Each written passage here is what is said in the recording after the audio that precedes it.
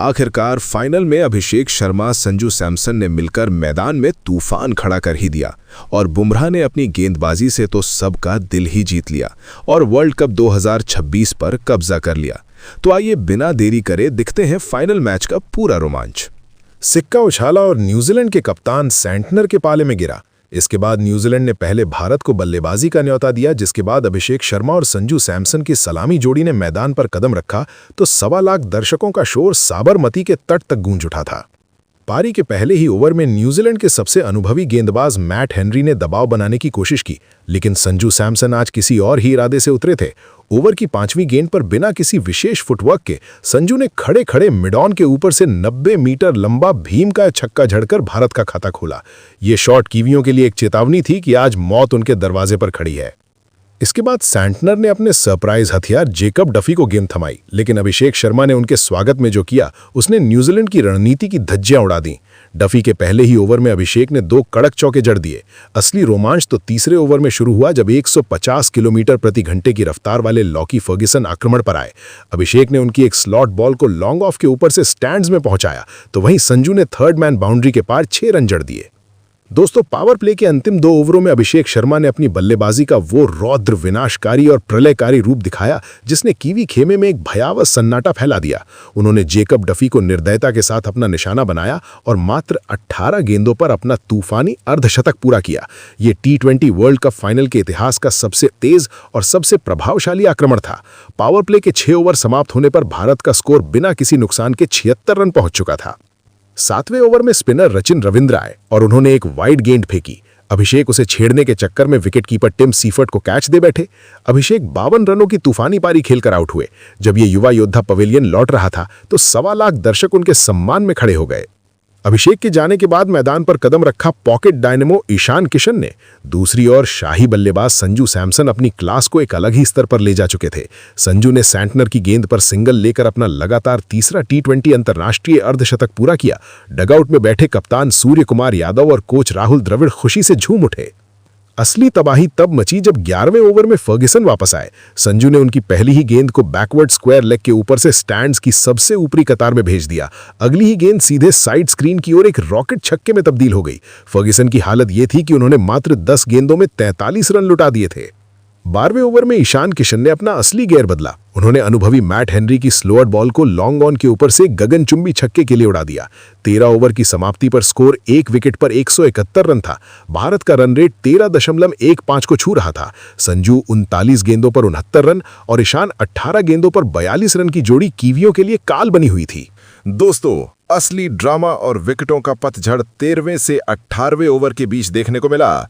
14वें over में रचिन रविंद्र को संजू सैमसन ने सीधे साइड स्क्रीन के ऊपर से छक्का जड़ा, जो इस टूर्नामेंट में भारत की ओर से लगाया गया 100वां छक्का था। संजू ने लगातार 3 छक्के जड़कर स्टेडियम को उन्माद से भर दिया। अगले ओवर में ईशान किशन ने भी अपना तूफानी अर्धशतक मात्र 25 गेंदों में पूरा कर लिया। भारत का स्कोर 180 के पार था। लेकिन दोस्तों, 16वें ओवर में अनुभवी जेम्स नीशम ने ऐसा जादू किया जिसने 1.25 लाख दर्शकों को सन्न कर दिया। ओवर की पहली ही गेंद पर संजू सैमसन बड़ा शॉट खेलने के चक्कर में बाउंड्री पर कोल मैककॉन्ची के हाथों लपके गए। संजू 46 गेंदों की अपनी क्लास पारी खेलकर आउट हुए। इसी ओवर की 5वीं गेंद पर ईशान किशन भी मार्क चैपमैन को कैच थमा बैठे और स्टेडियम में पसरे सन्नाटे को चीरते हुए अगली ही गेंद पर कप्तान सूर्य कुमार यादव गोल्डन डक यानी 0 पर रचिन रविंद्र के हाथों कैच आउट हो गए। जेम्स नीशम ने एक ही जादुई ओवर में 3 बड़े विकेट चटकाकर अहमदाबाद में डरावनी खामोशी फैला दी थी। इसके बाद क्रीज पर आए हार्दिक पांड्या और तिलक वर्मा। 18वें ओवर में नीशम की गेंद पर हार्दिक ने एक जोरदार पुल शॉट खेला और ग्लेन फिलिप्स की अविश्वसनीय डाइव के बावजूद चौका बटोर लिया। 18 ओवर के बाद भारत का स्कोर 4 विकेट पर 220 रन था। दोस्तों, अंतिम 2 ओवरों का रोमांच इतना गहरा था कि इसे क्रिकेट के इतिहास में अहमदाबाद का प्रलय कहा जाएगा। 19वें ओवर में मैट हेनरी की पहली ही गेंद पर कुंगफू पांड्या ने डीप मिड विकेट के ऊपर से एक शानदार छक्का जड़ दिया, लेकिन अगली ही गेंद पर वो एक ऑफ कटर धीमी बाउंसर पर सेंटनर को कैच दे बैठे। हार्दिक निराश होकर पवेलियन लौटे और अब मैदान पर आए विशालकाय कद के पावर हिटर शिवम दुबे। 20वें और अंतिम ओवर के लिए सेंटनर ने एक बार फिर जेम्स नीशम को गेंद थमाई। नीशम की पहली ही गेंद पर शिवम दुबे ने मिड ऑफ के ऊपर से चौका जड़ दिया। सेंटनर ने कैच पकड़ने की कोशिश की, लेकिन गेंद उनके चेहरे के पास से बाउंड्री के पार चली गई। अगली गेंद धीमी थी। दुबे ने अपनी लंबाई का फायदा उठाया और उसे मिड विकेट के ऊपर से एक भीमकाय और राक्षसी छक्के के लिए भेज दिया। तीसरी गेंद हाफ वॉली थी। दुबे ने उसे एक्स्ट्रा कवर के ऊपर से स्टैंड्स में पहुंचा दिया। चौथी गेंद पर फाइन लेग की दिशा में चौका और अंतिम गेंद पर एक और चौका। शिवम दुबे ने मात्र 8 गेंदों पर 26 रनों की ऐसी विध्वंसक पारी खेली जिसने न्यूजीलैंड के गेंदबाजों का मानसिक संतुलन हिला दिया। निर्धारित 20 ओवरों की समाप्ति पर भारत का स्कोर 5 विकेट पर 255 रन पहुंच चुका था, जो T20 वर्ल्ड कप फाइनल के इतिहास का सबसे बड़ा स्कोर बन गया। दोस्तों, संजू सैमसन की 79 रनों की शाही पारी, ईशान किशन का 50, अभिषेक शर्मा का तूफानी अर्धशतक और अंत में शिवम दुबे के उस 4-6-6-4 के तांडव ने अहमदाबाद की मिट्टी पर एक ऐसा खौफनाक हिमालय खड़ा कर दिया है जिसे पार करना न्यूजीलैंड के लिए नामुमकिन है। और अब लक्ष्य का पीछा करने न्यूजीलैंड के ओपनर आते हैं और इधर पारी का पहला ही ओवर। अहमदाबाद की ठंडी हवाओं के बीच युवा सनसनी अर्शदीप सिंह के हाथों में नई गेंद थी। उनकी जादुई स्विंग ने आते ही फिन एलन और टिम साइफर्ट के मन में खौफ पैदा कर दिया। गेंद हवा में नागिन की तरह लहरा रही थी। 5वीं ही गेंद पर भारत के पास वर्ल्ड कप की ट्रॉफी को चूमने का पहला मौका आया। दबाव में आकर फिन एलन ने हवा में एक जोखिम भरा शॉट खेल दिया। गेंद सीधा मिड ऑफ पर खड़े शिवम दुबे के हाथों की तरफ गई, लेकिन दुर्भाग्य, वो अहम कैच दुबे के हाथों से छिटक गया। अर्शदीप का जश्न बीच में ही अधूरा रह गया और इस जीवन दान का खामियाजा भारत को अगले ही ओवर में भुगतना पड़ा।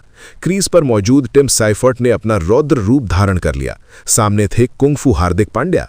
साइफर्ट ने हार्दिक की रफ्तार का ऐसा बेरहमी से इस्तेमाल किया कि उस एक ओवर में 2 गगनचुंबी छक्के और 2 कड़क चौके जड़कर पूरे 21 रन बटोर लिए।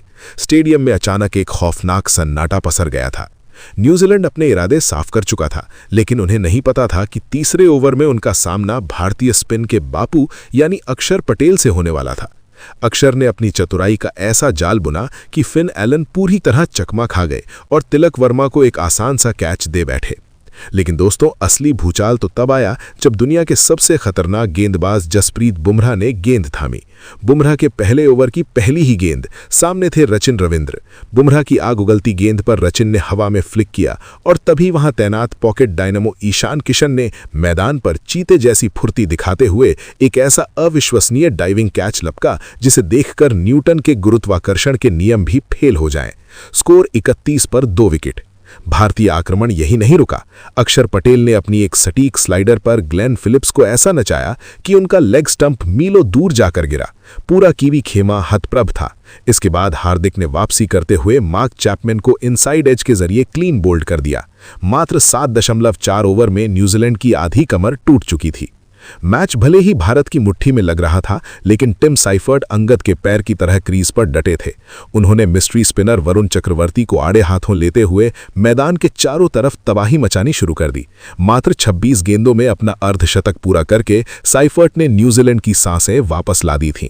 लेकिन 9वें ओवर की पहली गेंद पर वरुण चक्रवर्ती ने अपना हिसाब चुकता कर लिया।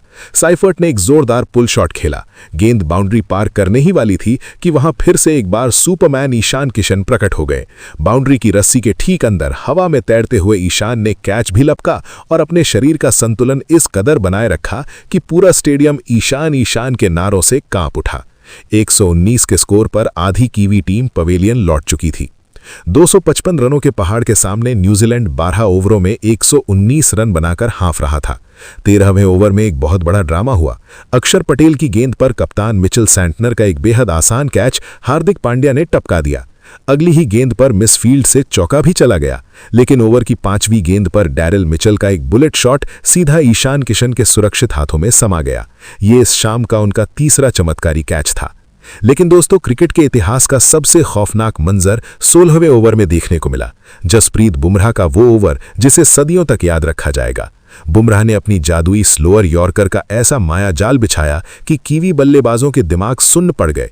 तीसरी गेंद पर जेम्स नीशम को एक ऐसी धीमी यॉर्कर डाली जो सीधे उनके लेग स्टंप के आधार से जा टकराई। नीशम को हवा भी नहीं लगी। अगली ही गेंद पर मैट हेनरी भी बुमराह की एक और घातक स्लोअर गेंद का शिकार होकर क्लीन बोल्ड हो गए। पूरा स्टेडियम बूम बूम बुमराह के नारों से गरज रहा था। 18वें ओवर में बुमराह ने एक बार फिर से वापसी की और सैंटनर को भी क्लीन बोल्ड करके अपनी चौथी सफलता हासिल कर ली। न्यूजीलैंड का अंत अब सिर्फ एक औपचारिकता था। 19वें ओवर में कप्तान सूर्या ने गेंद युवा अभिषेक शर्मा को थमाई। आखिरी कीवी बल्लेबाज जेकब डफी ने बड़ा शॉट खेलने की कोशिश की। गेंद हवा में ऊंची गई और तिलक वर्मा ने लॉन्ग ऑन पर एक सुरक्षित कैच पकड़ लिया और इसी के साथ 169 रनों पर न्यूजीलैंड ऑल आउट। भारत ने यह महामुकाबला 96 रनों के विशाल अंतर से जीतकर इतिहास के पन्नों पर हमेशा के लिए अपना नाम स्वर्ण अक्षरों में दर्ज कर लिया। ये भारत का तीसरा T20 वर्ल्ड कप खिताब था। 2023 के वनडे वर्ल्ड कप में मिले घाव आज इसी मैदान पर पूरी तरह भर चुके थे। संजू सैमसन की वो 88 रनों की शाही पारी, ईशान का वो चीते जैसा रूप और बुमराह की वो कातिलाना गेंदबाजी। मैदान पर चारों तरफ तिरंगा लहरा रहा था और खिलाड़ियों की आंखों में खुशी के आंसू थे। पूरा अहमदाबाद किसी दिवाली की तरह जगमगा रहा था। ये सिर्फ 11 खिलाड़ियों की जीत नहीं थी, ये 140 करोड़ हिंदुस्तानियों के उस अटूट विश्वास की जीत थी जिसने टीम इंडिया को विश्व विजेता बनाया।